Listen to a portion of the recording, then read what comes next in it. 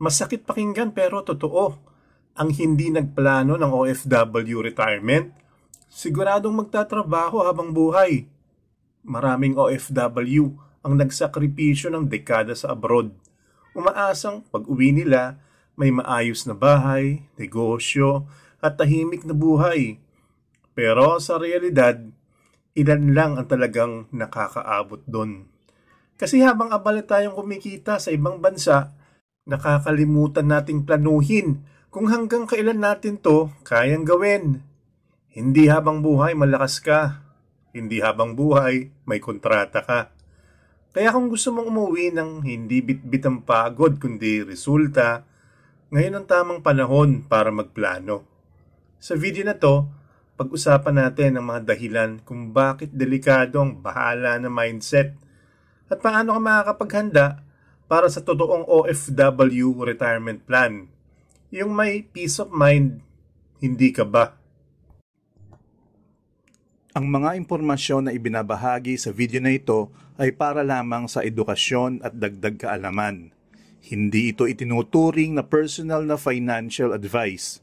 Kumonsulta pa rin sa isang lisensyadong financial advisor bago magdesisyon tungkol sa investments. Bigyan buhay natin si Jojo. 20 taong OFW na sa Middle East. Walang araw na hindi nagpapadala. Lahat ng kita para sa pamilya. Tuition ng anak, gamot ni nanay, at hulog ng bahay. Pag-uwi sa Pilipinas, akala niya tapos na ang sakripisyo. Pero wala pang 2 taon, balik abroad ulit. Bakit? Naubos ang ipon. Nalugi ang maliit na negosyo. Wala ng savings. Ganito ang madalas na kwento ng OFW. Hindi dahil kulang sa disiplina, kundi dahil kulang sa exit strategy. Akala ng marami, sapat na ang mag-ipon. Pero ang totoo, ang ipon ay simula lang. Kailangan mo ng plano kung paano mo palalaguin at poprotektahan yung pinaghirapan mo.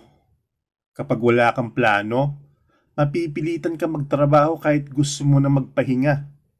At tandaan, ang pera, pwedeng kitain ulit, pero ang oras, hindi na. May 3 yugto sa buhay ng isang OFW. At kung alam mo kung nasaan ka ngayon, mas madali ka makakapagplano para sa dulo. Ang stage 1, survival stage. Ito yung panahon na bago ka pa lang sa abroad. Excited, puno ng pangarap, pero halos lahat ng kita, padala. Basta may maipadala kay nanay, okay na. Pero dito kadalasang nababaon sa cycle na walang ipon. Stage 2, stability stage. Dito ka nakakaipon ng kaunti. May bahay na, may sasakyan, minsan may negosyo. Pero dito rin nangyayari ang tinatawag na false security. Akala mo okay na kasi may mga assets ka na eh. Pero kapag may nangyaring biglaan, nawalan ng kontrata, nagkasakit, o nagbago ang currency rate, biglang balik sa simula. Stage 3, retirement stage. Ito yung panahon na dapat tahimik ka na sa Pilipinas. Pero karamihan, dito pa lang napapaisip. Anong gagawin ko ngayon? Wala na akong regular na kita. Ang lesson, hindi sukatan ng tagumpay ang laki ng pinadala, kundi kung gaano katagal kang makakapahinga nang hindi naghahanap ng trabaho. Maraming dahilan kung bakit kahit mataas na ang kita, madalas kulang pa rin. At ang unang dahilan, family pressure. Halos lahat ng OFW dumadaan dito. Kuya, dagdagan mo yung padala mo. Ma, kailangan daw ng bagong cellphone ni Bunso. Gusto mong ibigay lahat. Pero kung hindi mo lalagyan ng hangganan, ikaw ang mauubos. Ang dapat mong tandaan, ang totoong pagmamahal ay hindi lang sa padala, kundi sa paghahanda para sa kinabukasan ng pamilya mo. Pangalawa, walang financial system. Kumikita ng 100,000 sa isang buwan, pero walang malinaw na budget. Lahat ng cash flow, palabas. Walang pumapasok pabalik ng savings. Ang solution, mag-set ng percentage system. Halimbawa, 50% para sa needs, 30% para sa family support, at 20% direkta sa savings at investment. Hindi mo kailangan maging accountant para magplano. Kailangan mo lang ng disiplina. Pangatlo, instant gratification. Pagkapasok ng sweldo, reward agad. Bagong gadget, sapatos o travel. Pero tandaan, ang totoong reward ay hindi bago mong cellphone, kundi ang kalayaan mo sa trabaho balang araw. At panghuli, lack of financial education. Marami sa atin matalino sa trabaho, pero hindi sa pera. Kaya kailangan mo magbasa, manood ng finance channels tulad nito, at magtanong sa mga taong marunong. Kasi sa totoo lang, ang hindi mo alam tungkol sa pera, yun ang magpapaubos sa'yo. Okay, paano ba magsisimula? Step 1, tukuyin ang target date. Hindi pwedeng bahala na. Kailan mo gustong umuwi for good? 5 years? 10 years? 15 years? Ilagay mo sa papel. Kasi kung walang deadline, walang disiplina. Step 2, i-compute ang future expenses. Magkano gusto mong budget kada buwan pag uwi? Halimbawa, gusto mo ng 40,000 per month sa retirement, multiply that by 12 months times 20 years equals 9.6 million ang kailangan mo. Mukhang malaki, pero kung sisimulan mo ngayon, kayang hatiin sa maliit na investment goals kada taon. Step 3, gumamit ng tamang investment vehicle. Short-term, digital banks o high-interest savings. Mid-term, mutual funds, treasury bonds, UITF. Long-term, index funds, retirement insurance o real estate.